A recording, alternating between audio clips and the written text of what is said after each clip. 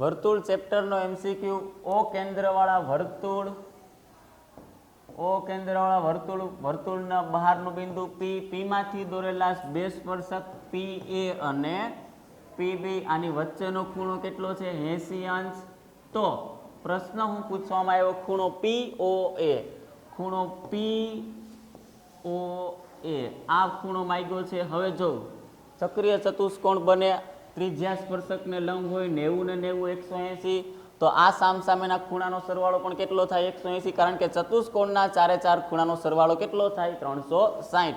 હવે 80 એકલો આ બાજુ લઈ ગયો તો આના ભાગમાં આવે પૂરા 100, પણ મને અડધો ખૂણો પીછો છે, 100 ના અડધા, ઉપર 50, નીચે પણ 50.